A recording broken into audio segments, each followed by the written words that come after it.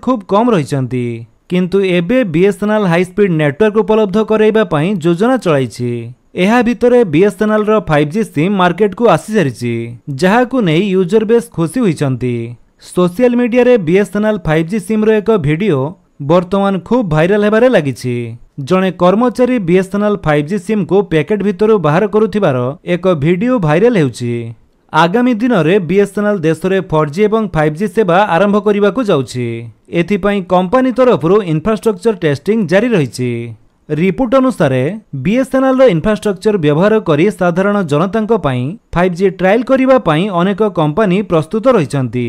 BSNL को 700 megahertz, 2200 megahertz, 3300 megahertz एवं 26 gigahertz spectrum band देइछंती सरकार। एही स्पेक्ट्रम जरिया रे बीएसएनएल सारा देश में 4G एवं 5G नेटवर्क उपलब्ध करिबो। किंतु वर्तमान सोशल मीडिया रे एक वीडियो खूब भाइराल हेबारे लागिछि।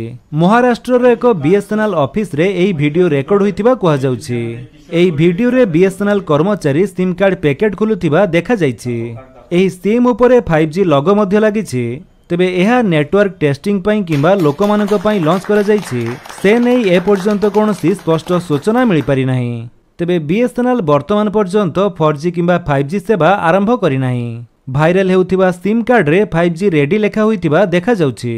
अर्थात बीएसएनएल एही सेवा आरंभ करिबा परे यूजर एही सिम जरिया रे 5G इंटरनेट व्यवहार करि परिबे। तो फ्रेंड्स ये तो थिला आपनको पई किछि अपडेट। जदि आपनको अपडेट भल लागिस तले आपण वीडियो को लाइक कर दियंतु, आपनको सांगमान को भितर शेयर करी जणांतु। आउ जदि आपण हम चैनल नुआ चैनल को सब्सक्राइब करी बेल आइकन दबाई ऑल नोटिफिकेशन कर दियंतु ताकि जेतरांती